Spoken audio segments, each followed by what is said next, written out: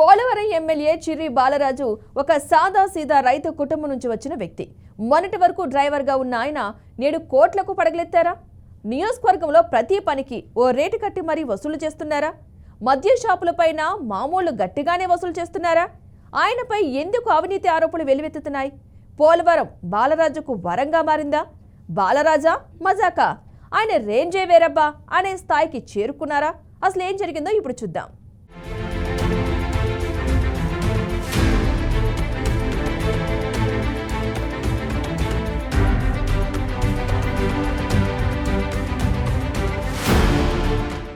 మొన్నటి ఎన్నికల వరకు పోలవరం ఎమ్మెల్యే చిర్రి బాలరాజుకు ఒక సాదాసీదా రైతు కుటుంబానికి చెందిన వ్యక్తి.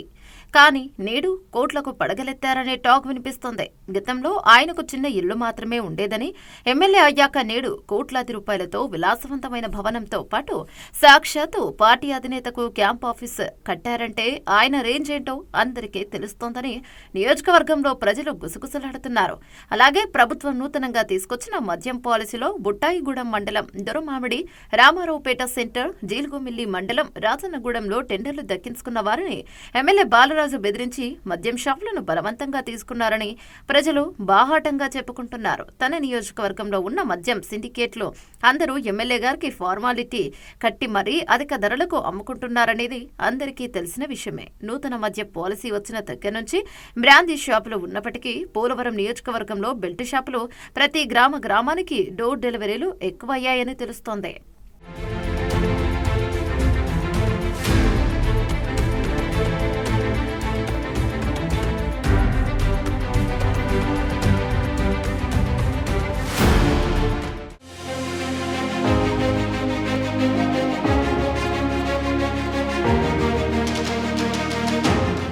ఒకప్పుడు సాదాసీదాగా ఉన్న బాలరాజు నేడు కోట్లాది రూపాయలు విలువ చేసే విలాసవంతమైన భవనంతో పాటు ఫార్చునర్, కియో, కార్నివాల్, ఎస్కార్ట్ వెహికల్ తో పాటు 4 కార్లు మెయింటైన్ చేస్తున్నారంటే ఎమ్మెల్యే బాలరాజు రేంజ్ వేరబ్బా అని నియోజకవర్గ ప్రజలు బాహాటంగా చెప్పుకుంటున్నారు.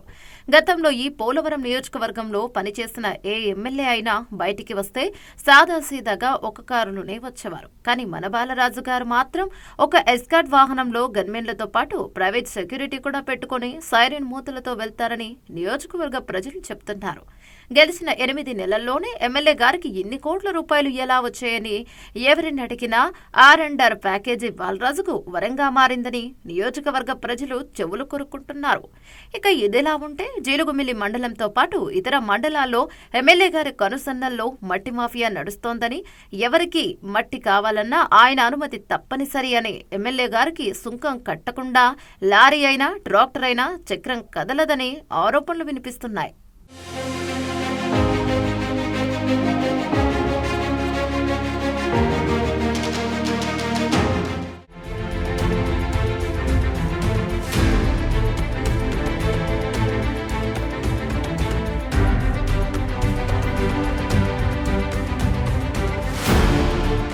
ఇక బాలరాజు ఎమ్మెల్యేగా గెలిచిన తర్వాత సొంత పార్టీ కార్యకర్తలు, అభిమానులు ఫార్చునర్ కారును బహుమతిగా ఇచ్చారని సోషల్ మీడియాలో తెగ వైరల్ అయిపోయారు.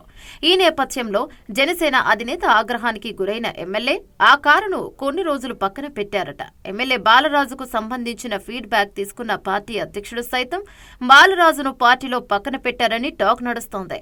ఎమ్మెల్యే బాలరాజుకు అపాయింట్మెంట్ ఇచ్చేందుకు పవన్ కళ్యాణ్ సుముఖంగా ఉండట్లేదని నియోజకవర్గ ప్రజలు చెవులు కొరుక్కుంటున్నారు.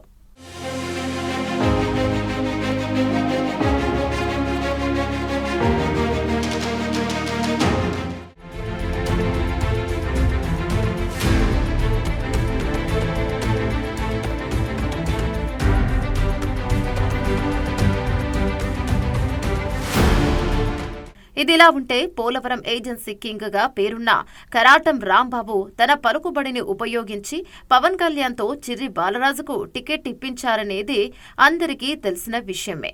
ఇక దీంతో నియోజకవర్గంలో కరాటం రాంబాబు షాడో ఎమ్మెల్యే అని అందరూ చెప్పుకుంటున్నారు.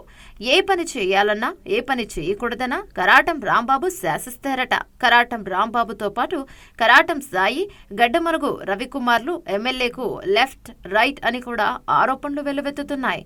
వీరంతా నియోజకవర్గంలోని కొన్ని మండలాలకు షాడో ఎమ్మెల్యేగా వ్యవహరిస్తూ అక్కడి చిన్నా చితకా గొడవలు, సెటిల్మెంట్లు, పోలీస్ వ్యవహారాలు, మద్యం షాపుల వంటి అన్ని వ్యవహారాలు కూడా ఈ ముగ్గురే చక్కబెడుతూ షాడో ఎమ్మెల్యేలుగా పనిచేస్తారనే టాక్ వినిపిస్తోంది. మంచినీటికి సంబంధించి అనేక సంవత్సరాలుగా మేము కోరుకునేది, ఈ ప్రాంతంలో గోదావరి పరివాహక ప్రాంతం, గోదావరి నీళ్లు తాగుతున్నప్పటికీ డైరెక్ట్ పంపింగ్ తప్ప ఇది ఫిల్టర్ బెడ్ అనేది లేదు. ఫిల్టర్ బెడ్ అనేది నిర్మించి మాకు తాగునీరు అందించే దానికోసం ఈ ప్రభుత్వం అయినా ప్రయత్నం చేయాలని చెప్పేసి కోరుతా ఉన్నాం. దాంతోపాటుగా ఇక్కడ పోలవరం సబ్మర్సిబుల్ ప్రాంతం, ఇది ముంపుకు గురవుతుంది కాబట్టి కొన్ని మౌలిక సదుపాయాలు కల్పించే దాంట్లో ప్రభుత్వం చిత్తశుద్ధితో పనిచేయాలని చెప్పేసి కోరుతా ఉన్నాం. సరే, పోలవరం ప్రాజెక్టు అది ఎప్పుడు పూర్తవుతుంది, ఎప్పుడు ఖాళీ చేస్తామనేది పక్కన పెడితే ఉన్నంతకాలం అయినా మౌలిక సదుపాయాలు కల్పించాలని చెప్పేసి కోరుతా ఉన్నాము.